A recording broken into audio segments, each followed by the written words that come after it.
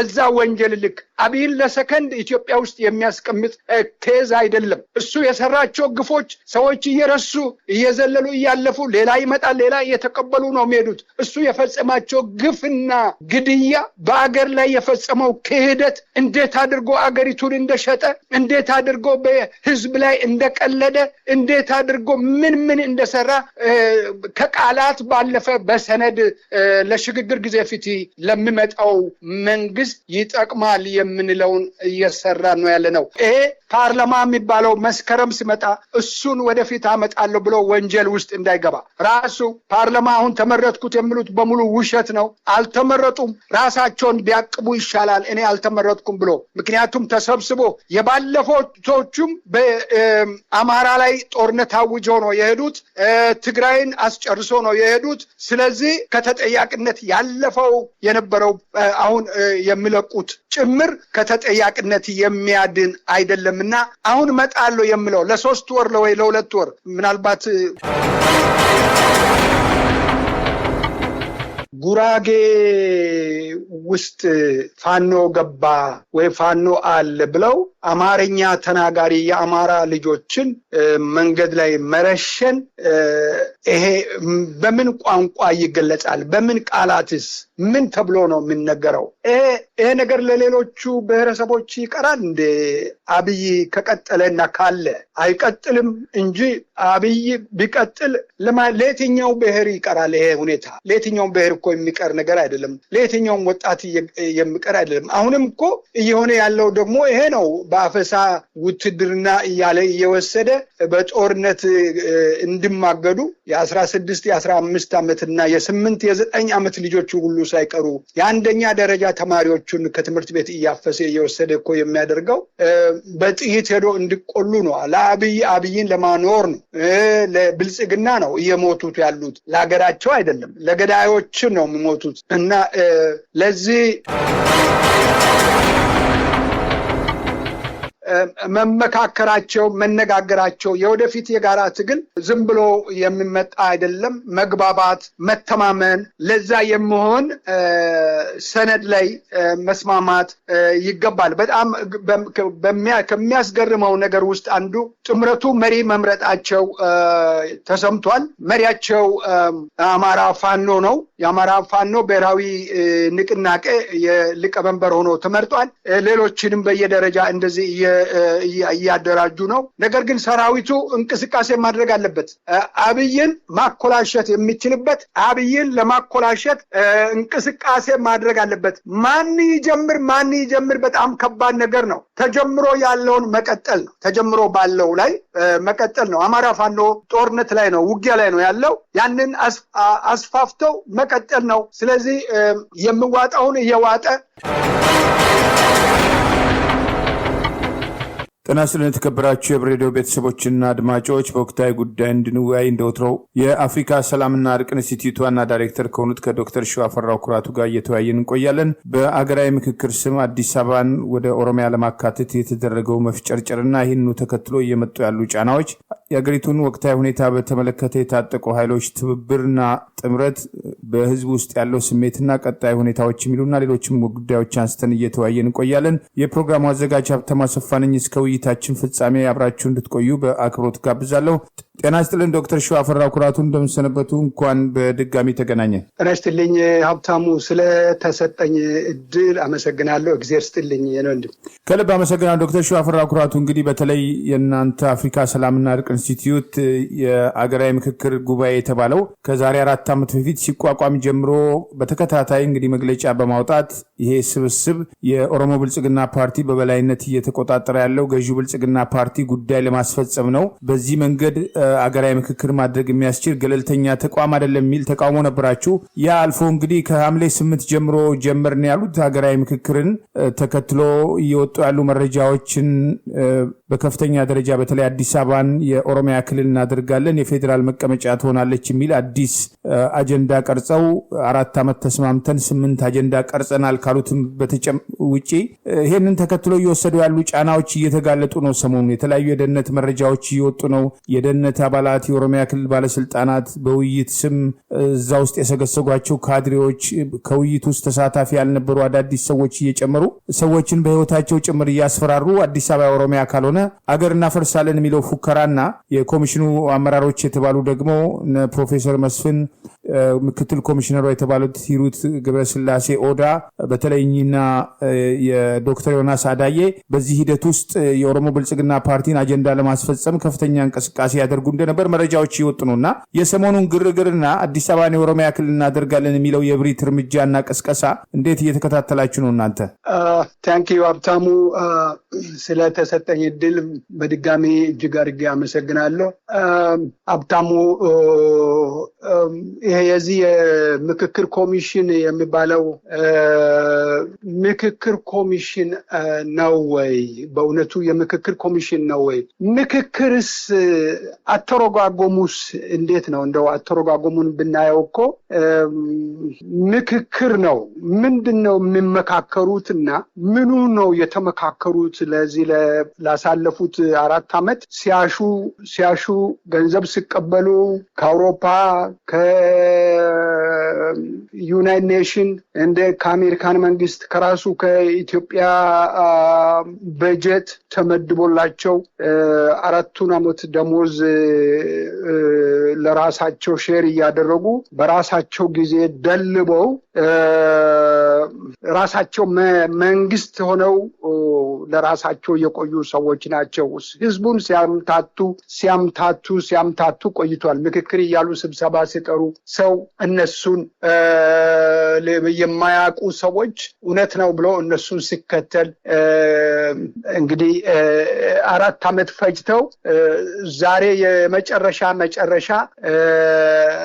አብይ የሚሰጠውን ከኦሮሞ ብልጽግና የሚሰጠውን አጀንዳ ለማስፈጸም እየተወተሩ ናቸው። ይሄ ለአገሪቱ ለህዝብም አንድም የሚፈይደው ነገር የለም። በመጀመሪያ ምን እንደሚሰሩ አስቀድሞ የተበላ ዕቁብ ነው። ብዙ ጊዜ በጽሁፍም እውቅና አንሰጣችሁም ብለን እዚህ ዋሽንግተን ከመጡ በኋላ እውቅና ላለመስጠት ሁሉ በደብዳቤ ገልጸናቸዋል። አደራረጋቸውንም በይፋ አሳውቀን አፍሪካ ሰላምና እርቅ ኢንስቲትዩሽን በግልጽ ተመካክረው በምክር ቤት ደረጃ አሳውቋል። አሁን እነሱ ለአንድ ወር 5 አሉ። ከዛ ደግሞ 40 አሉ፣ 50 አሉ። አሁን 100 አሉ። እንደገና መልሰው 500 አብረን ሰብስበናል አሉ። 2 ኮንትራዲክት የሚያደርግ መግለጫ 2 ኮሚሽነሮች ሲሰጡ አይቻለሁ። አንደኛ መስፍን አራያ የሚለው በጣም ነውረኝነት የተሞላ አባባል ያለ መስማማት አለ። በዚህ ትውልድ ላይ ሊወሰን የማይችለው ነገር ለሚቀጥሉት ትውልድ አሳልፈን እንሰጣቸዋለን፣ እነሱ ይጨርሱት። አሁን የምንጨርሰው ነገር የለም። አንዳንዱን የምንጨርሰውን እንጨርሳለን፣ የማንጨርሰውን ግን ለትውልድ አስተላልፈን እንሄዳለን የሚልም ካለ በኋላ 500ዎቹ ውስጥ ጠብ እንዳለ ከ5 ጀምሮ እርስ ያለ መስማማት ራሱ ብልጽግና ለብልጽግና ያለ መስማማትና የኦሮሞ የኦህዴድ ብልጽግና እና ሰላይ 3000 ከ4000 ከሚሉት በላይ 3000 የገቡትና ባስፈለጉ ሰዓት ላይ ሽመልስ አብዲሳ የሚያስገባቸው በስብሰባቸው ላይ ባለፈው እንዳነሳውት የአብይ የጡት ልጆች አሉ ፓስተር የሚባሉት እነጌቱ አያሌው የመሳሰሉት እነዚህ የገቡበት እነዛን በመደለል የኢትዮጵያን አንድነት በሚሸረሽር ህዝብን በሚበትን ሁኔታ ላይ አንደኛ አብይን ንጉስ ፕሬዚዳንት የሚለውን የስያሜ ለመስጠትና አዲስ እሱ እያሰራ ቤተመንግስት በፕሬዚዳንትነት ደረጃ ለማስገባት በዛ ታይትል ለማስገባት የሚደረግ ውሳኔ ነው። አጠቃላይ ሁኔታ እሱ ነው የሚያመለክተው። እሱን አጽድቋል የሚባለውን ሰምቻለሁ። የባንዲራ ጉዳይ የኢትዮጵያ ባንዲራ አሁን ያለው ኢህአዴግ ወያኔ ያኔ የሰራው ባንዲራ በውስጡ አምባሻ ይሄ ኮከብ ያለበት ባንዲራ ኢትዮጵያን አይወክልምና ልሙጥ ይሁን በሚለው ላይ በስምምነት የሚቀጥለው አካል እንዲወስን ነው። እንወስናለን አይደለም፣ የሚቀጥለው አካል ይወስን ተብሎ ለሚቀጥለው አካል አሳልፈዋል። አሁን ትልቁ የክልል ጉዳይ ክልሎችን በራሳቸው መስተዳደር ራስ በራስ ማስተዳደር የሚባለው እሱ ይቀራል።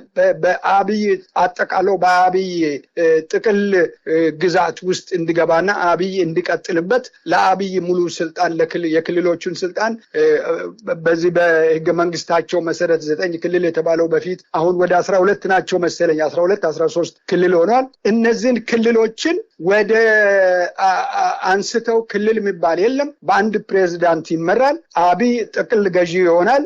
በዚህ አይነት ተስማምቷል። ክልሎች የሚባለው ነገር ፈርሷል።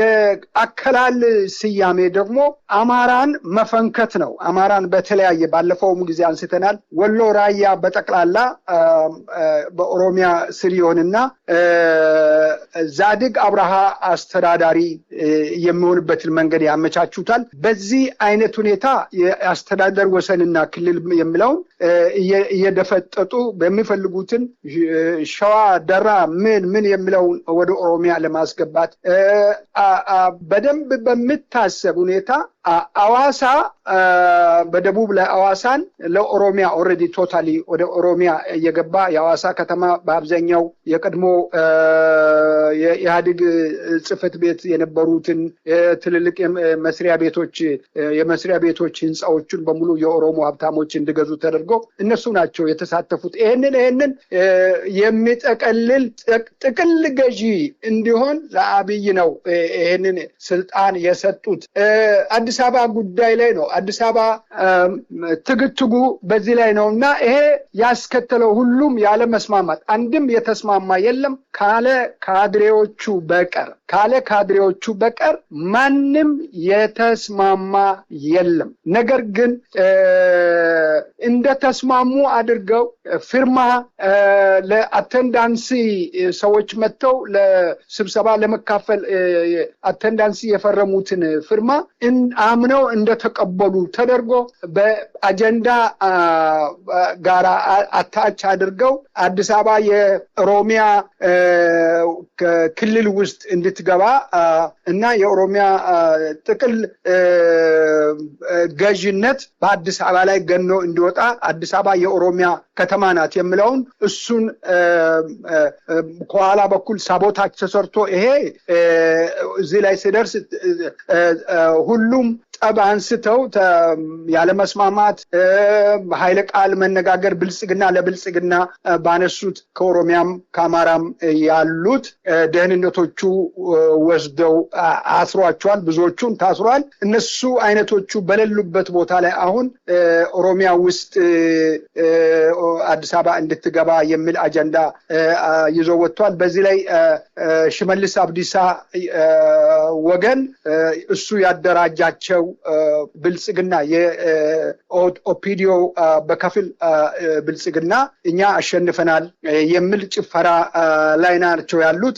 ሌላው በእነ አረጋ ከበደም በኩል ያለው እኛ አሸንፈናል የሚል፣ በአብይ በኩል ያለው እንደዚሁም እኔ ነኝ ያሸነፍኩት የሚል ያልሆነ ሁሉም እኔ ነኝ የሚል ጭፈራ ላይ ነው ያለው። ይሄ ነገር ወዴት ነው የሚሄደው የሚባለው በአጠቃላይ ተጠቅሎ ማን ነው እንደዚህ አይነት ተቀባይነት እንዲያደርግ ሲባል ከበላይ ነው እንትኑ የመጣው ከበላይ ነው ታዘን ነው የሚል ነው። እንግዲህ ይሄ የበላይ የነሱ የዛ ስብሰባ የበላይ ማለት አብይ አህመድ እና ወይም የብልጽግና ጽሕፈት ቤት ማለት ነው። ነገሮቹ በዚህ ላይ ናቸው ያሉት። ይሄ በዚህ እንዳለ ወይዘሮ መዓዛ ሂሩት ምክትል ኮሚሽነር የምትባለው ሴትዮዋ ወጣ በመተማመን ሁሉንም ጨርሰናል አጠናቀናል ለውሳኔ ቀርቧል የሚል ማጠቃለያ ትላንትና መግለጫ ሰጥታለች። ኮንትራዲክት ይፈጥራል ያልኩት የኮሚሽነሩ የመስፍን አርአያ በዚህ ደረጃ በዚህ ሁኔታ ላይ የሚያልቅ አይደለም፣ ለልጅ ልጅ የሚተላለፍ ነው እነሱ የሚፈጽሙት ጉዳይ እንጂ በአሁኑ ሰዓት ላይ እኛ የምንፈጽመው ሆኖ አላገኘንም የሚል መግለጫ ሰጥቷል። አሁን ደግሞ ሩት እቺ ምክትል ኮሚሽነሯ ደግሞ መታ ትላንትና በመተማመን ሁሉንም ጨርሰናል ብላለች። ይሄ ወዴት ነው የሚሄደው? ኮንክሉዥን ወደዚህ ወደ ማጠቃለያ ሲመጣ ይሄ ወዴት ነው እየሄደ ያለው? ይሄ አሰራር ምን ሊያደርግ ነው? እንዴት አይነት ሳቦታች ነው በአገርና በሕዝብ ላይ እየተሰራ ያለው?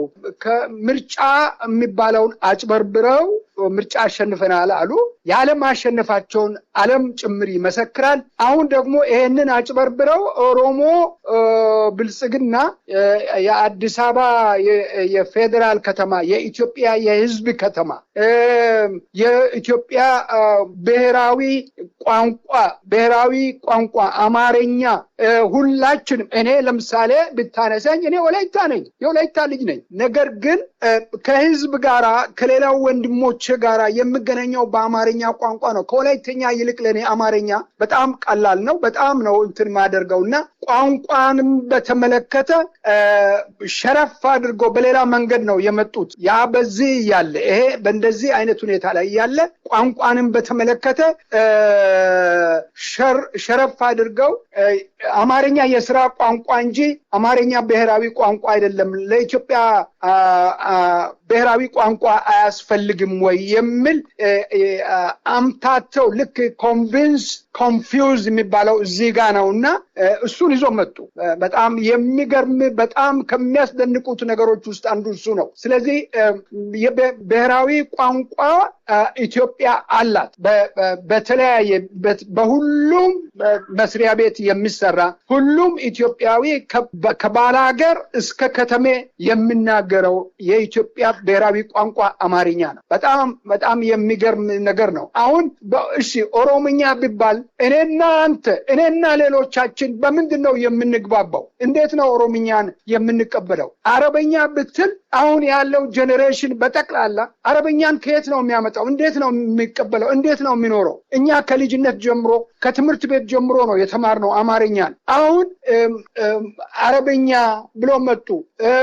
ሌላውንም እንግሊዝኛ ብሎ መጡ። አሁን የትኛው ኢትዮጵያዊ ነው በእውነቱ በደንብ እንግሊዝኛ የምናገረው? እንግሊዝኛን የሚያውቀው ማን ነው? የብሔራዊ ቋንቋ ቢሆን እንዴት ነው የሚግባባው? እንዴት አድርጎ ነው ከእርስ በርስ የሚግባባውና እንደዚህ አይነት የተምታታ በጣም አደገኛ የሆነ ነገር ይዞ መጥቷል። እሱም ተቀባይነት አግኝቶ ነገር ግን ለሚያጸድቁት አካላት ተብሎ ታልፏል። ሌላው የቀን መቁጠሪያ የኢትዮጵያ ካላንደር መቀየር ላይ ነው። ይሄም እሱም ደግሞ ምንድነው ዓመተ ምህረት የሚለው ነገር ተነስቶ ዓመት ተብሎ ይጠራ። ዓመት ተብሎ ወይንም በዩሮፒያን እንደ ሌሎቹ ሀገር በዩሮፒያን ቀመር እዛ ላይ እንግባ የሚል ነው። እሱም ተቀባይነት አግኝቷል ተብሎ ለወሳኝ አካላት ቀርቧል። በትልቁ አድማጮች የኢትዮጵያ ሕዝብ በጥልቀት እንዲያየው በጥልቀት እንዲመለከት ለራሴ ስለ ሞቱ ለራሱ ሞቱን እኔ ልሙት ብለው የሚያይ የኢትዮጵያ ሕዝብ እነዚህ አሁን ባነሷቸው ከስምንቱ በጣም ኢምፖርታንት ያልኳቸው ቋንቋንና ካላንደርን አዲስ አበባን የአከላል የህዝብ አገርን ማካለል ላይ ያለው የተያዘው እነዚህ የጠቀስኳቸው የፕሬዝደንሻል ላይ እነዚህ ጉዳዮች ላይ የኢትዮጵያ ህዝብ ሊያውቅ የሚገባው ነገር አለ። ራሱን በራሱ ሸምቀቆ በአንገቱ ላይ አስገብቶ እኔንም ግደለኝ እያለ እየሄደ አንገቱን እንደሚሰጥ አይነት አድርጌ ነው የምወስደው። በህግ የሚሄድ አይደለም፣ በፖሊሲ ደረጃ የሚሄድ አይደለም፣ በእውቀት የሚሄድ አይደለም፣ በሸር የሚሄድ ነው። በሴራ እየተሰራ ነው ያለው። እነ ሽመልስ አብዲሳ ገኖ ወጥተው በጣም ገኖ ፎክሮ ወጥተው ኢትዮጵያን ለማጥፋት የተነሱ መሆኑን የሚያሳይ ነው። ይሄ ለኢትዮጵያ ህዝብ ላይ በህዝቡ ውስጥ የተበተነ መርዝ ነው። ትልቁ ጣሊያን እንኳን እንደዚህ አይነት መርዝ አልበተንም። እንግሊዞች አልበተኑትም። በጣም አደገኛ መርዝ ለህዝብ ተበትኗል። ሀብታሙ በጣም የሚያስደንቅ የኢትዮጵያ ህዝብ ሊረዳው የሚገባው ቆም ብሎ እንዲያስበው እምቢታውን በግልጽ እንዲያሳይ በግልጽ ያለ ድብቅ ህይወት ለሁሉም ሰው ህይወትና አገር ሲኖር መኖር ሲችል ነው። መኖር ወደማይችልበት ደረጃ ላይ ገብቷል። በጣም የሚያሳዝን ነገሮችን እያየሁት ነው። አንድ ብሔረሰብ ጅማ ውስጥ ያለው አንድ ብሔረሰብ ኦሮምኛ ካልተናገራችሁ ተብሎ ቋንቋቸውን ሁሉ ተከልክለው ወደ ኦሮምኛ የተለወጡ ሰዎች አሉ። ብሔራቸውን መጥቀስና መግለጽ ይቻላልና ጅማ ውስጥ የሌላው ቋንቋቸውን እንዳትናገሩ የተባለው ወደ ኢትዮጵያ ወደ መሃል ኢትዮጵያ ወደ ሌሎቹ አገር እየደረሰ ነው ያለው። ይህንን ለመከላከል ህዝባዊ ትግል፣ ህዝባዊ መነሳሳት፣ ህዝብ አገሩ ነው መንግስትን ማውረድ፣ መንግስትን ማንሳት፣ መንግስትን ማስቀመጥ የሚችልበትን ስርዓት ክፉ የሰራ መንግስትን መቅጣት የሚችል ህዝብ መፈጠር አለበት። ያለው ህዝብ ይሄንን መስራት አለበት። በአገሪቱ ላይ ዲሞክራሲ፣ በአገሪቱ ላይ ጤናማ የሆነ ስርዓት ለማምጣት የሚችለው ህዝብ ነው። ህዝብ እምቢታውን ህዝብ ሲገድሉት እሺ ብሎ የሚሞት ከሆነ በላዩ ላይ ለዘላለም ኖራለሁ ብሎ ያስባል። ስለዚህ ይሄ እንዲህ አይነት መርዝ መነቀል የሚችለው ህዝቡ ራሱ ነው። ስለዚህ ሁሉም በየድርሻው የየራሱን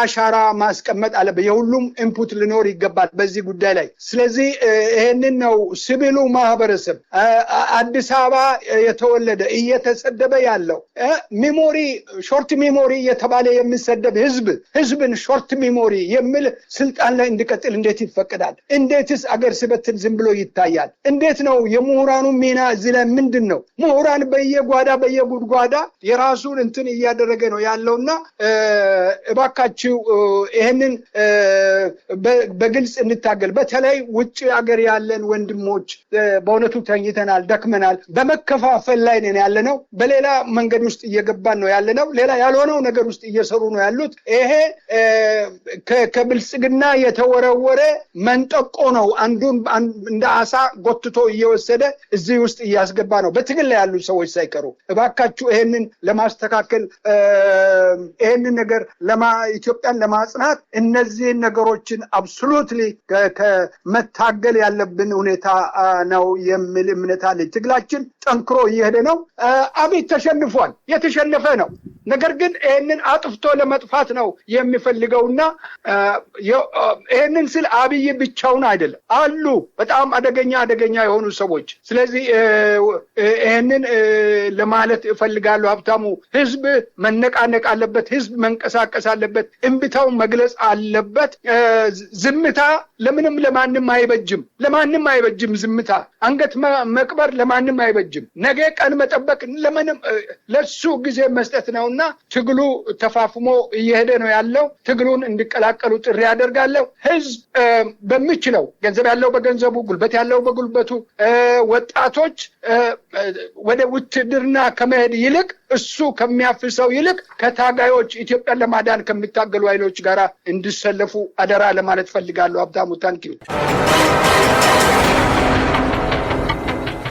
ታላቅ የሰብአዊ ድጋፍና የገቢ ማሰባሰቢያ ጥሪ። ወገንን በችግር ጊዜ መደገፍ፣ እንባውን ማበስና ከጎኑ መቆም የሁላችን የማይታጠፍ ሰብአዊ ታሪካዊና ወገናዊ ግዴታችን ነው። በአሁኑ ወቅት በአማራ ህዝብ ላይ እየደረሰ ያለውን ዘግናኝ ኢሰብአዊ ድርጊቶችና ሞት፣ መፈናቀልና የሀብት ውድመት፣ ረሃብ፣ ስቃይና ስደት ዓለም የመሰከረው ሀቅ ነው። በዚህ መከራና ስቃይ ውስጥ ለሚገኙ ወገኖቻችን እኔም ለወገኔ ብለን አለኝታችንን ለማሳየት የገቢ ማሰባሰቢያ ምሽት ተዘጋጅ። በመሆኑም በዩናይትድ ኪንግደምና በመላው ዓለም ለምትገኙ አማራውያንና የአማራ ወዳጆች በሙሉ በዚህ ታላቅ የበጎ አድራጎት ምሽት እንድትገኙና ለህዝባችሁ ያላችሁን ቁርጠኝነትና ፍቅር ለመግለጽ እንድትችሉ በአክብሮት ተጋብዛችኋል። ማሳሰቢያ፣ ሙሉ ድጋፉ ለተጎዱ ወገኖቻችን የሚውል ሲሆን ዝግጅቱም በ6 የሚዲያ አጋሮች በቀጥታ ለህዝብ ይተላልፋል። የዝግጅት ቀን ሴፕቴምበር 20 2026፣ ሰዓት ከቀኑ 2 PM እስከ ማታ 10 PM። ቦታ ሆክልብሮክ ባር ኤንድ ሬስቶራንት 68 ነንደን ሮድ በርሚንጋም። ፖስት ኮድ B210T። የመግቢያ ዋጋ እራትን ጨምሮ ለአንድ ሰው ሲንግል 50 ፓውንድ፣ ለቤተሰብ ፋሚሊ 70 ፓውንድ፣ VIP 100 ፓውንድ። የኪነ ጥበብ ምሽቱ በታዋቂዋ ድምፃዊ የምክር ሲሳይ በኪቦርድ ቤቢ ማሲንቆ ጋር በመቀናጀት ሙዚቃውና ባህላዊ ዝግጅቱ ለታዳሚውና ለመላው ህዝባችን በ6 የሚዲያ አጋሮቻችን በቀጥታ ይተላለፋል። የሚዲያ አጋሮችና ተባባሪዎች ABC ሚዲያ፣ አንከር ሚዲያ፣ ህብር ሬዲዮ፣ MS ሚዲያ፣ ፍሪ ፕሬስ እና ማማ ሚዲያ። ኑ ወገኖቻችን እየረዳን የአዲስ ዓመትና የመስቀል በዓልን በጋራ እናክብር። አዘጋጆች የአማራ ማህበራት ግብረ ኃይል በUK። አይቀር። ከልብ አመሰግናል ዶክተር ሽዋፈራው ኩራቱ። እንግዲህ ያው ጠቅሰውታል። በምክክር ሽፋን ማስፈጸም የፈለጉትን አጀንዳ እነማን መሆናቸውን፣ የኢትዮጵያ ስልጣን ተሰጥቷቸው የአንድ ብሔርን የአንድ ክልልን አጀንዳ ለማስፈጸም ቆርጠው መነሳታቸውና ኢትዮጵያን የማይመጥን አመራር መሆኑን አብይና ጓደኞቹ በተደጋጋሚ በተለያዩ መንገዶች ሲገለጽ የነበረውን በዚህ በምክክር ሽፋን ደግሞ ኑ ተመካከሩ እንመካከር በሚል እየፈጸሙት ያለው ውንብድና የደህንነት አባላትን ማሰማራት፣ የፌዴራል ፖሊስን ማሰማራት፣ የሚወያዩትን ሰዎች ቪዲዮ እያዩ ማስፈራራት፣ ማሸማቀቅ፣ መስደብ፣ ማዋረድ፣ ብሔር እየጠቀሱ መሳደብ፣ ይሄ ሁሉ እንዳይተላለፍ እንግዲህ ቀደም ሲል ህገ መንግስት ማርቀቅ በተባለው ህወሓት በበላይነት ተቆጣጥሮት በነበረው ሂደት ይነገሩ የነበሩ ውይይቶች በቀጥታ እንዲሰራጩ የተደረገበት ሂደት አለ። አሁን ውይይቱ ለፋይል ይቀረጻል ይባላል፣ ነገር ግን እንዳይተላለፍ ተደርጓል። ምን ያህል ለህዝብ ጥላቻ እንዳላቸው የኢትዮጵያን ስልጣን ይዘው አገር ለመምራት ምን ያህል ብቁ እንዳልሆኑ ይሄ ስብስብ ለኢትዮጵያም ለየትኛውም ህዝብ አደገኛ መሆኑን በተግባር ያሳየበት ነው። እየወጡ ያሉ መረጃዎች ወደፊትም እነዚህ የተቀረጹ ማስረጃዎች መውጣታቸው አይቀርምና ለመሆኑ ምክክሩ እንግዲህ ያው የተምታታ የኮሚሽነሮቹ እንደተባለው ነው። እኔ ሚና የለኝም እያሉ ውስጡን ይናገራሉ ይባላል። የኮሚሽነሩ ዋና ኮሚሽነር ፕሮፌሰር መስፍን አርአያ፣ እነ ሂሩት ገብረስላሴና ዶክተር ዮናስ አዳዬ ደግሞ የኦሮሞ ብልጽግና ፓርቲን አጀንዳ በዋናነት ለማስፈጸም ከተሰጣቸው ስልጣን በላይ መሄዳቸው ይታወቃል። አሁን ሙሉ ለሙሉ በኦሮሞ ብልጽግና ፓርቲ የተጠለፈ ኮሚሽን መሆኑ መረጃዎች እየወጡ ባለበት ሂደት ውስጥ ከዚህ የሚወጣ ሀሳብ ደግሞ አብይ ብቻውን ሮጦ አሸነፍኩ ያለበት ዓለም የሳቀበትን የተጭበረበረ የተጋለጠ ምርጫ ላይ ያንን መሰረት አድርጎ የሚቋቋመው ፓርላማ ይወስናል የሚለው ቀልድ ይሰራል ወይ? በመጀመሪያ ፕሮሲጀሩን የፓርላሜንታሪ እና የፕሬዚደንሻሊ ፕሮሲጀሩን እንየው። ማለትም ስነ ስርዓቱን የፓርላማና የፕሬዝዳንት ስርዓቱ ምንድነው እንዴት ነው የሚለው ነው። ፕሬዝዳንት የሚባለው እንደ ሌላ አገር ሌሎች ዴሞክራቲክ የሆኑ አገሮች ህገ መንግስታቸው በመጀመሪያ ህገ መንግስት ነው ወሳኙ። ህገ መንግስት ይቀረጻል። በህገ መንግስት መሰረት አገሪቱ የምትተዳደረው በፕሬዝዳንት ነው። ፕሬዝዳንት ነው። ፕሬዝዳንቱ በቀጥታ ከህዝብ ይመረጣል የሚለው በቀጥታ ከህዝብ ይመረጣል ማለት አንድ ሰው ምሳሌ ብትወስድ እኔ ከወላይታ ሆኜ ለፕሬዝዳንትነት ፈልጋለሁ ካልኩት ፓርቲ ካለኝ በፓርቲ በግሌም ከሆኑ በግሌ እጩ ሆኜ አስፈላጊውን አሟልቼ ከምዕራብ እስከ ምስራቅ ከደቡብ እስከ ሰሜን ያሉ ህዝብ መካከል እየገባው ቅስቀሳ አድርጌ አላማዬን አሳውቄ ለምርጫ እኔ ብቁ ነኝ፣ አገሪቱን እናንተ ብትመርጡኝ እኔ አገሪቱን በዚህ አይነት አሳድጋለሁ፣ ህዝብን እንደዚህ አደርጋለሁ የሚል ኢኮኖሚ፣ ፖለቲካ፣ ማህበራዊ ጉዳይ ላይ በአገሪቱ ሉዓላዊነት ላይ ያለኝን ብቃት ካስረዳው በኋላ ነው ለምርጫ የሚቀርበው። ቀጥታ ምርጫ፣ ቀጥታ ፕሬዚደንሻሊ የሚባለው እሱ ነው። ፕሬዚደንቱ ደግሞ ሌላኛው ቀጥሎ ያለው የአገሪቱ ወሳኝ የምክር ቤት አሰራር ነው። ምክር ቤት አሰራር ልክ እንደ ፕሬዚዳንቱ በየእንትኑ ላይ የህዝብ ተመራጭ በነጻነት የህዝብ ተመራጭ ሆኖ ልክ አሜሪካ ላይ እንደሚደረግ ሌሎችም ዲሞክራት በሆኑ አገሮች ላይ እንደሚደረግ እንደነ ጀርመን ልክ በእንደዛ አይነት ሁኔታ ትልልቅ አገሮች እንደሚያደርጉ ምርጫ ህዝብ ምርጫ ላይ ተመርጠው እኩል ከፕሬዚዳንቱ ጋራ ስልጣን ያላቸው ናቸው።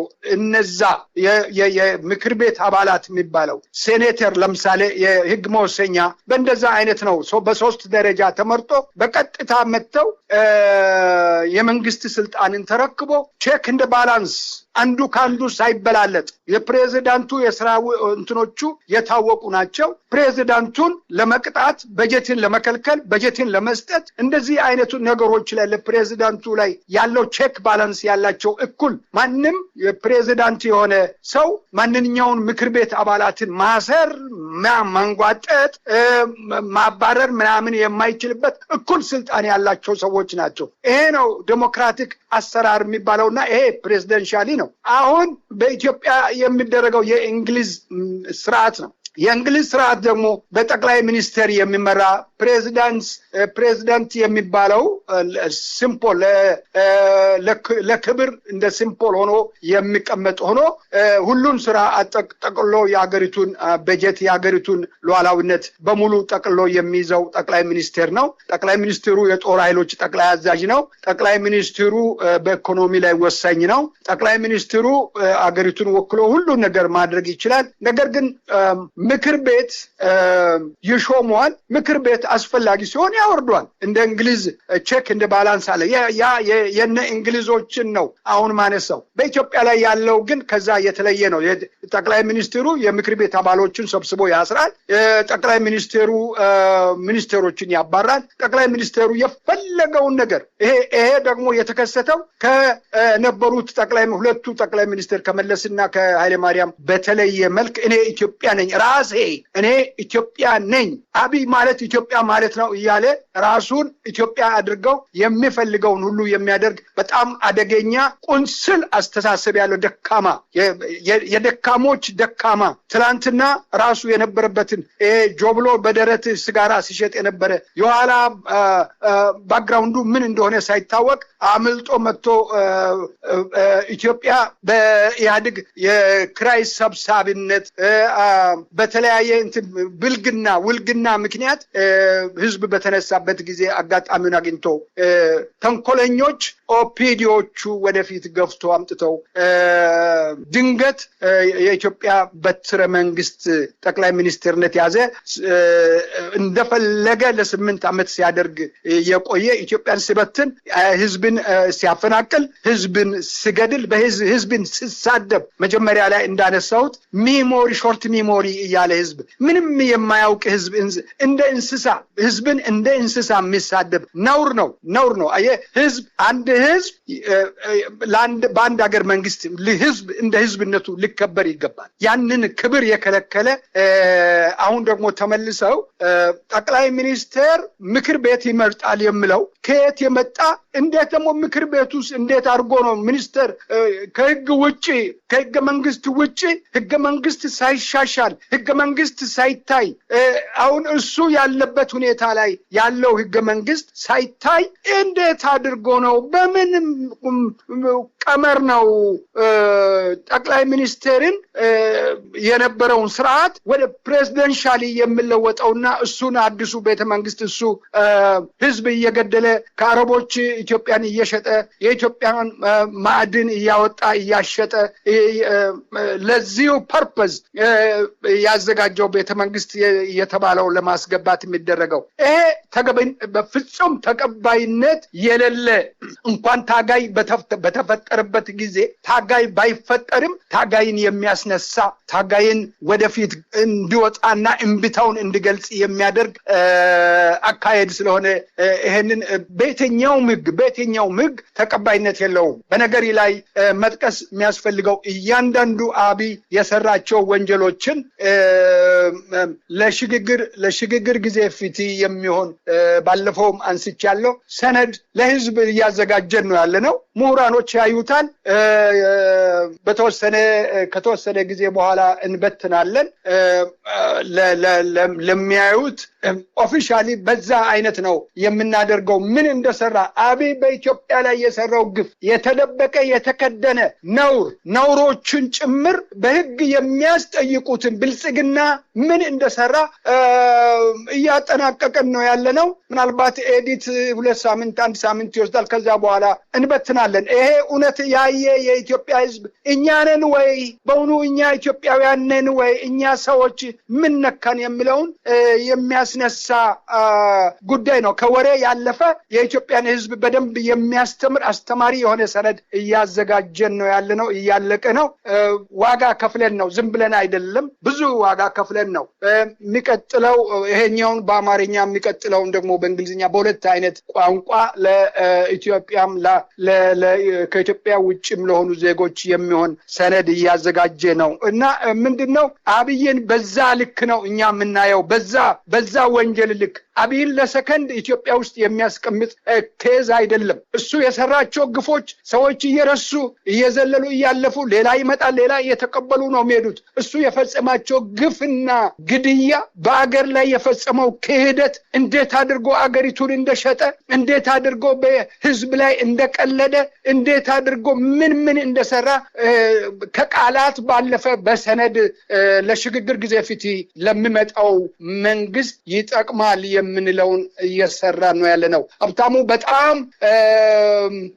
ክሩሻል የሆነ በጣም አስቸጋሪ የሆኑ ጉዳዮች ላይ ነው ያነሳው። ይሄ ፓርላማ የሚባለው መስከረም ሲመጣ እሱን ወደፊት አመጣለሁ ብሎ ወንጀል ውስጥ እንዳይገባ ራሱ ፓርላማ አሁን ተመረጥኩት የሚሉት በሙሉ ውሸት ነው። አልተመረጡም። ራሳቸውን ቢያቅቡ ይሻላል እኔ አልተመረጥኩም ብሎ። ምክንያቱም ተሰብስቦ የባለፎቹም በአማራ ላይ ጦርነት አውጀው ነው የሄዱት።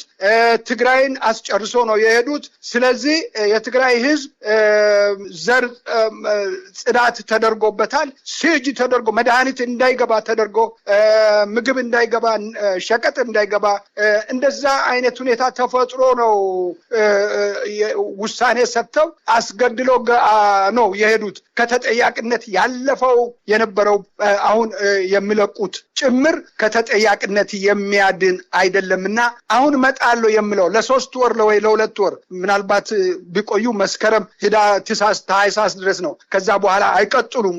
በምንም አይነት ታምር አይቀጥሉም። ለዛች ለጥቂት 2 ወር ለሚሆነው ጊዜ ገደል ውስጥ እንዳይገቡ ራሳቸውን እንዲታቀቡ ራሳቸውን እኔ አልተመረጥኩትም አልፈልግም ብለው ሪጀክት እንዲያደርጉ በውሸት የመጡት ምናልባት አይናቸውን ጨፍነው የብልጽግና አብይ ያስመረጣቸው በስም የሚያውቃቸው እነዚህን ያላቸው የአብይ ፍቅር ይዟቸው ፓርላማ ከመጡ አብሮ ነው የሚገቡት። አብሮ ነው ከአብይ ጋራ አብሮ ነው የሚታጀቡት። ያኔ የተወለዱበትን ቀን የሚጠሩበት ጊዜ ይመጣል። ይሄ ቀን እንደሚመጣ እርግጠኛ ነኝ። እድሜ እግዚአብሔር ይስጠን እና ይሄንን ነው የሚመስለው። ሀብታሙ ከልብ አመሰግናለሁ ዶክተር ሸዋፍራው ኩራቱ።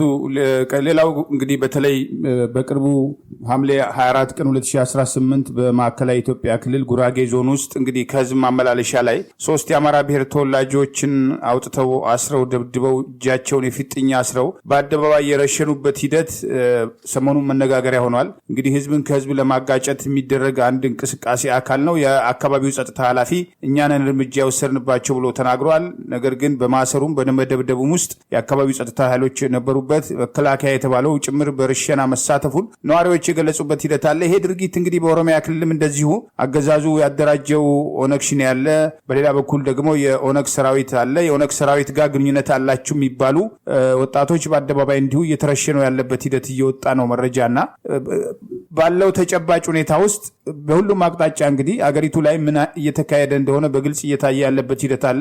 የመተባበር ጉዳዮች ደግሞ የሉምና በሌላ በኩል ያለውን ተጨባጭ ሁኔታ ለመቀየር ህዝቡ ይሄንን ሴራ ብሔርን ከብሔር ሃይማኖትን ከሃይማኖት ለማጋጨት አገዛዙ ተጨማሪ ጥፋቶች፣ ተጨማሪ ጭፍጨፋዎች ምርጫውን ለማስቀየስ አሩሲ ላይ ያን ሁሉ ጭፍጨፋ እንደፈጸመ ሁሉ በቅርቡ ደግሞ ወለጋ ላይ ተጨማሪ አማራ ብሔር ተወላጆችና ኦርቶዶክስ እምነት ተከታዮች ሙስሊሞችን ጭምር እንዲሁ ለመጨፍጨፍ በማንነታቸው በሃይማኖታቸው ዝግጅት እያደረገ ያለበት ሂደት አለና ህዝቡ ከዚህ ሴራ ውስጥ እንዴት ነው መውጣት የሚችለው? እንዴት ነው መተባበር የሚችለው? አዎ በጣም የሚያሳዝን ጉዳይ ነው። አዝናለው በእውነቱ በጣም እነዛ ወንድሞች ወጣቶች ለወላጆቹ፣ ለቤተሰቦቹ፣ ለቤተ ዘመዶቹ መጽናናትን ይስጥ። በእውነት በጣም የሚያሳዝን ነው። ቀጥታ ቀይ ሽብር የተባለው እንደዛ አይነት አገዳደል ነው። አስረው ከመኪና አውርደው አስረው በጥይት ደብድበው መንገድ ላይ ጥሏቸው ሰው እንዳያነሳ እንዳይቀበሩ ቀብር ሁሉ የተከለከሉ ሬሳ ላይ ቀብር ሁሉ የተከለከሉ ሰዎች ናቸውና በጣም አዝኛለሁ። በእውነት በጣም መስማት የማይገባን ነገር ነው የሰማነው። ሀብታሙ በጣም ያሳዝናል እና እነዚህን ልጆች ነፍሳቸውን ይማር። ይሄ ጉራጌ ውስጥ ፋኖ ገባ ወይ ፋኖ አለ ብለው አማርኛ ተናጋሪ የአማራ ልጆችን መንገድ ላይ መረሸን ይሄ በምን ቋንቋ ይገለጻል? በምን ቃላትስ ምን ተብሎ ነው የሚነገረው? ይሄ ነገር ለሌሎቹ ብሔረሰቦች ይቀራል እንዴ? አብይ ከቀጠለና ካለ አይቀጥልም እንጂ አብይ ቢቀጥል ለየትኛው ብሔር ይቀራል? ይሄ ሁኔታ ለየትኛውም ብሔር እኮ የሚቀር ነገር አይደለም። ለየትኛውም ወጣት የሚቀር አይደለም። አሁንም እኮ እየሆነ ያለው ደግሞ ይሄ ነው። በአፈሳ ውትድርና እያለ እየወሰደ በጦርነት እንዲማገዱ የ16 የ15 ዓመትና የ8 የ9 ዓመት ልጆቹ ሁሉ ሳይቀሩ የአንደኛ ደረጃ ተማሪዎቹን ከትምህርት ቤት እያፈሰ እየወሰደ እኮ የሚያደርገው በጥይት ሄዶ እንዲቆሉ ነው። አብይን ለማኖር ነው። ለብልጽግና ነው እየሞቱት ያሉት። ለሀገራቸው አይደለም፣ ለገዳዮችን ነው የሚሞቱት። እና ለዚህ ተጠያቂው እኛንን ያለው የማዕከላዊ ክልል የተባለው ላይ ጸጥታ ኃላፊ የተባለው የሰጠው መግለጫ ሰምቻለሁ። እርምጃ እንዲወሰድ ያዘዙት እነሱ መሆናቸውን ራሳቸው ለተገደሉ ልጆች ኃላፊነት ወስደዋል። እንግዲህ እነዚህ ኃላፊነት የወሰዱ ሰዎች በግፍ አገዳደል ብሔርን ለይተው የሰው ዘር ብሔርን ለይቶ በብሔር ልዩነት አንድን ሰው መግደል ጄኖሳይድ ነው። አንድ ሰው መግደል ራሱ ጄኖሳይድ ነው። ብሔርን ከጠራ የጀኔቫው የዩናይትድ ኔሽን ኮንቬንሽን ይህንን ነው የሚተረጉመው። የጄኖሳይድ ኮንቬንሽንም ደግሞ እንደዚህ ነው የሚለው። አንድን ሰው በብሔሩ ለይቶ ብሔሩን ጠርቶ ከገደለ ጄኖሳይድ ተፈጽሟል ይላል። እና ይሄ ነው አሁን የሆነው። ምንድነው ህዝቡ እየጠበቀ ያለው? ምንድነው ምንም መደረግ አለበት ህዝቡ ለምለው ብዙ ጊዜ ለዘመናት ላለፉት ዓመታት በሙሉ የምንለው ህዝብ ወጥተው መታገል አለበት። ከትግል እንደ ድሮ ህዝብን ይዞ የሚያነሳ በየትምህርት ቤቱ ተማሪዎቹን የሚያነሳሳ በየእድሩ በየማህበሩ ተነጋግረው የሚነሳበት ሁኔታዎቹ በኢትዮጵያ ስታንዳርድ ባሁኑ ላይ አስቀድሞ ፈርሷል። እድር የለም፣ ማህበር የለም፣ ሌላም ፈርሷል። መዋቅሩ ማህበራዊ መዋቅሮች ፈርሷል።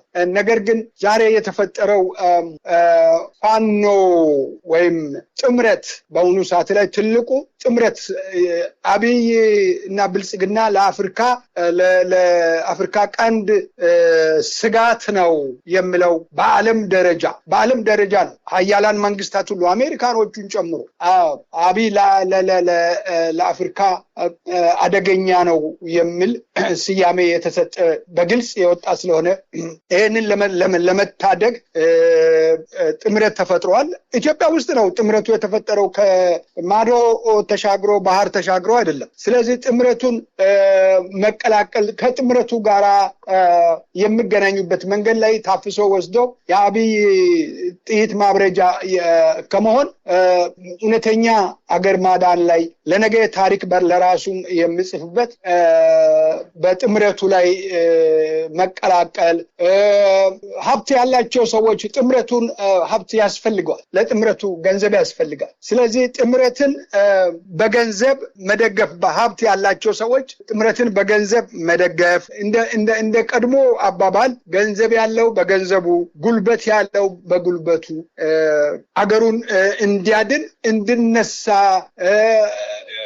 ከተቻለ ደግሞ ህዝባዊ ትግል፣ ህዝባዊ አመጽ እምቢ በማለት እምቢታን በግልጽ ወጥተው እንዲያሳዩ ጥሪ ለማቅረብ ይፈልጋለሁ። በአሁኑ ሰዓት ላይ የህዝብ ፍላጎት፣ የህዝብ ድምጾች እየተሰሙ ነው በተለያየ ሁኔታ ላይ እና በዛ መልክ ነው ያ ድፍረት፣ እንደዛ አይነት ድፍረት አብሮ መቆም እምቢ ማለት ህዝብ አንድ ሰፈር ላይ ቤት ለማፍረስ ሲመጣ ህዝብ እምቢ ስል ሌላው ህዝብ እንደሚተባበር በአሁኑ ሰዓት ላይ የሚታይ ነውና አብይን እምቢ በማለት ሁሉም ቦታ ላይ አዲስ አበባ እንላለን። አዲስ አበባ በአሁኑ ሰዓት ላይ ያለው ይዘት ጥሩ ነው፣ ትግሉ ጥሩ ነው። ስለዚህ ህዝባዊ እምቢተኝነት ከዚህ ቅድም ባነሳነው ከዚህ ከምክክር ኮሚሽን አገሪቱን ወዴት ይወስዳል ብለን ካነሳነው ሁኔታ ጋራ በግልጽ በማየት ክልሎች መጥፋታቸውን፣ ክልል የሚባሉት ክፍላተ ሀገር፣ ብሔር የሚባለው በሙሉ እንደሚጠፉ በደንብ ተረድተው ህዝባዊ ትግልን እንዲቀላቀሉ ከህዝብ የሚጠበቀው ይሄ ነው። ግብር ያለ መክፈል የተለያየ እምቢታ መግለጫ አለ። ግብር ቆለላ በላዩ ላይ 100,000 የማይሞላ ንግድ በአሁኑ ሰዓት ላይ በሞተ ገንዘብ 150,000 የማይሞላ ብር ንግድ ያለው ሰው 2 ሚሊዮን 3 ሚሊዮን ክፈል የሚባልበትን ግብር አልከፍልም፣ አንተ ስትኖር እኔም እኖራለሁ፣ አንተ መኖሬን ልትከለክል መታልና አላደርግም እምቢ ብሎ አንዱ ነጋዴ ሲጀምር ሁሉም ሲጀምር እንደገናም ሁሉ እንደዛ እያለ ትግሉን ማስፋፋት ይኖርበታል። ይሄ ነው መድኃኒቱ፣ ለሀገሪቱ ጠቀሜታው ይሄ ነው። እዚህ ላይ ጥምረቱ ሳላነሳ አላልፍም። ጥምረት መመካከራቸው፣ መነጋገራቸው የወደፊት የጋራ ትግል ዝም ብሎ የሚመጣ አይደለም። መግባባት፣ መተማመን፣ ለዛ የሚሆን ሰነድ ላይ መስማማት ይገባል። በጣም ከሚያስገርመው ነገር ውስጥ አንዱ ጥምረቱ መሪ መምረጣቸው ተሰምቷል። መሪያቸው አማራ ፋኖ ነው። የአማራ ፋኖ ብሔራዊ ንቅናቄ የሊቀመንበር ሆኖ ተመርጧል። ሌሎችንም በየደረጃ እንደዚህ እያደራጁ ነው። ነገር ግን ሰራዊቱ እንቅስቃሴ ማድረግ አለበት።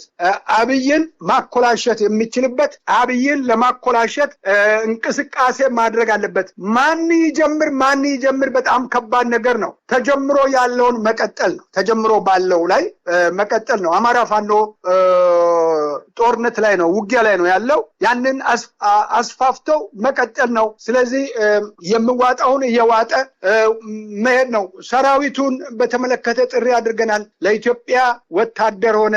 የአብይ ስልጣን ለማስቀጠል ኮንትሮባንድ ነጋዴ፣ የወርቅ ኮንትሮባንድ ነጋዴ ጀነራሎች ጥቅማቸው ንግዳቸው እንዳይቋረጥባቸው የሰው ልጅ ግብር እያስከፈሉ ያሉት፣ በጦር ሜዳ ሴቶችን ሲቪሊያንስ እየደፈሩ ያሉት ወታደሮቻቸው መሃል ላይ እንዲደፍሩ ትዕዛዝ የሚሰጡ ጀነራሎች ስለሆነ የበታች መኮንኖች የጥይት ማብረጃ ናቸው እነሱ ራሳቸው እና ለማን እንዴት እንደሚዋጉ ይገባል፣ ይረዳሉ። ስለዚህ በቃን ከህዝብ ጋራ ተዋግተን ከሀገር ጋራ ተዋግተን ልንኖር አንችልምና ትግሉን ወደ ኋላ ተመልሰን በኢትዮጵያ ጠላት ላይ እናድርግ በሚል ከኢትዮጵያ ህዝብ ጎን በመቆም ጠመንጃቸውን ወዴት መመለስ እንዳለባቸው በማን ላይ ማዞር እንዳለባቸው ይገባቸዋል፣ ያውቁታል ብዬ አስባለሁ። ባለቆቻቸው ላይ በገዳዮቻቸው ላይ አላማቸውን ተረድተው ኢትዮጵያን ለማዳን አዳኝ ከሆነው ኃይል ጋራ እንዲቀላቀሉ ትግሉን እንዲያፋፍሙ ሲሆን ነው። ይሄ ትልቅ ኢምፓክት አለው። ትልቅ የማሸነፊያ ዘዴ ነው። ነገ ትልቅ በስማቸው ላይ ኢትዮጵያን አልወጋውም ለማለት የሚያስችል ነውና ይሄንን ነው ማድረግ ያለበት። ወታደሩም ጠመንጃውን ወደኋላ እንዲመልስ አደራ ለማለት ፈልጋለሁ። ሀብታሙ፣ ይሄ ነው ከህዝብ የሚጠበቀው። ከልብ አመሰግናለሁ ዶክተር ሽፈራው ኩራቱ። እንደወትሮ እንግዲህ የጥምረቱን ጉዳይ አንስተውታል። የአማራ ፋኖ ብሔራዊ ንቅናቄ፣ የቤንሻንጉል ነጻ አውጪ ግንባር ንቅናቄ፣ የአፋር የትግራይ ኃይሎች፣ የኦሮሞ ነጻነት ግንባርና የተለያዩ እንግዲህ ታጣቂዎች በጋራ የኢትዮጵያ ጥምረት ኃይሎች በሚል እየተንቀሳቀሱ መሆኑ እየተገለጸ ነው። ይሄን ከፖለቲካ ውይይት አልፎ ወደ ተግባር የጋራ እርምጃ ወዴት ይገባሉ የሚለው ወደፊት የሚታይ ሆኖ እንግዲህ የራሳቸውን መግለጫ እንጠብቃለን። ዞሮ በአገዛዙ በኩል ከፍተኛ መሸበርና መደናገጥ አለ። ባለፉት 8 ዓመታት የኢትዮጵያን ሕዝብ ቂቤ ሲቀባ እንደቆየ ሁሉ በየሄድኩበት ሁሉ ኢትዮጵያኖች ይወዱኛል እያለ ነው አብይ አህመድና ይሄ ጥምረት ተከትሎ የጥምረት መጣብን የሚለው ስጋትና ከነ ባጫደ ጀምሮ ደግሞ በየአገኙበት እየተንበጫበጩ ያለበት ሂደት የወቅቱን ሁኔታ ይለውጠዋል። የህዝቡ ስሜት እውነተኛ ስሜቱ ይሄ ስርዓት እውነት ባለፉት 8 ዓመታት ምን ሲያደርግ እንዳልነበር አያውቅም ወይ ህዝቡ? አሁን እነሱ ተጣመሩብኝ መጡብኝ የሚለው ስጋት ስልጣናቸውን ማስቀጠል የሚችልበት እድል አለው። ህዝቡ ምንድነው የሚለው? የህዝቡን ስሜት ለመረዳት እየሞከራችሁ ነው ወይ እናንተ?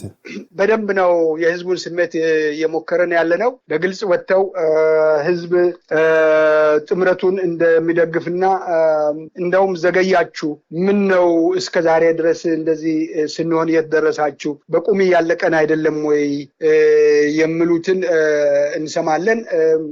ጥምረቱ ዘገየ ይበለው የሚያሰኝ ነው፣ በርቱ የሚል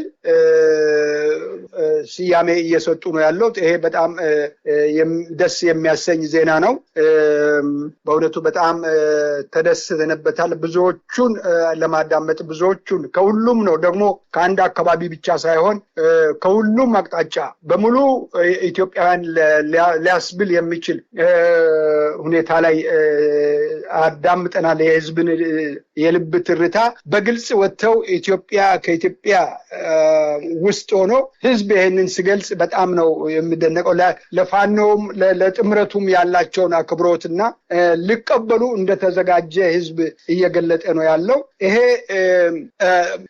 ሳይበርድ የህዝብ ስሜት ሳይቀዘቅዝ የህዝብ ድጋፍ ሳይደክም ጥምረቱ ጊዜ የሚወስደውን በሂደት እንዲጨርስ አጣዳፊ የሆኑትን የረጅምና የአጭር ጊዜ ፕላንን በማዘጋጀት በፍጥነት ወደ ትግሉ ወደ ኢትዮጵያ ህዝብን ለማዳን ወደ ታለመው ግብ እንዲንቀሳቀስ የሚያስፈልግ አይነት ሁኔታ ነው ከህዝብ የሰማነው፣ ከህዝብ እየተሰማ ያለው። ይህንን በተደጋጋሚ እንደምታውቀው በኮሜንትም ላይ በዚህ ሬዲዮ ኮሜንትም ላይ የህዝብ ስሜት ሪፍሌክት ይደረጋል፣ ይታያል። ለዚህ አስፈላጊው ፍጥነት ነው። ስንኖር ነው የምትደርሱልን፣ ከሌለን ለምንድን ነው ምን እናደርጋለን ምን ታደርጋላችሁ የሚልም አይነት ሁኔታ በግልጽ የሚታይ ነው እና የኢትዮጵያ ህዝብ የጥምረቱን እጅግ አድርገው የሁሉም ብሔረሰብ ነው እንግዲህ የትግራይ ተወላጆችም ጭምር ነው ይሄንን በአድናቆትና በመተማመን እኛ ዋናው ነገር ኢትዮጵያ ስትኖር ነው ሁላችንም ልንኖር የሚገባና ጥምረቱን እናደንቃለን። ጥምረቱ በርትቶ ቶሎ ይድረስልን የሚል ጥሪ ከሁሉም በኩል ላይ ይሰማል። ይሄ ትልቅ ድጋፍ አለው። በዚህ ስሜት በዚህ ሁኔታ ላይ ጥምረቱ ደግሞ በግልጽ የሚቀጥሉትን እርምጃ በግልጽ አሳውቀው ወደ ህዝብ ሰርጾ ለመድረስ ክንዱን መዘርጋት አለበት የሚል ሁኔታ አለ። ይሄንን በግልጽ እኛ የተረዳነው ነገር ነው። ለዚህ ነው ህዝቡን እናደፋፍራለን፣ ታጋዮቹንም እናደፋፍራለን። የረጅም እና የአጭር ጊዜ ፕላን ሊኖራቸው ይገባል። የአጭር ጊዜ ፕላን በአሁኑ ቶሎ መጠቀም ያለባቸው ነው። የረጅሙን ግን በሂደት የሚፈጽሙ ጉዳይ ሊሆን ይችላልና በአንድ ጊዜ ሁሉ ነገር አያልቅም። በአንድ ጊዜ ሁሉ ተሰርቶ በአንድ ጊዜ ሁሉ የሚሄድ አይደለም። በሂደት መሪዎች የሚሰሩ ስራ ነው እና የስራ ድርሻ ተከፋፍሎ በፍጥነት ወደ ግባቸው እንዲሄዱ ቢደረግ የተሻለ ውጤቱ ያማረ ይሆናል። ህዝቡን በዚህ መልክ ይጠብቃቸዋል። ሀብታሙ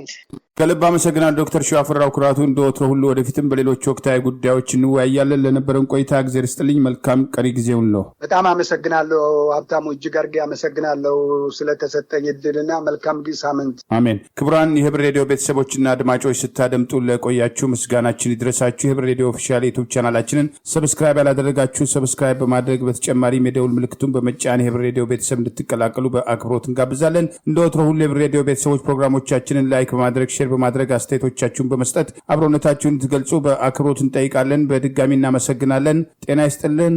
ቸር እንቆይ።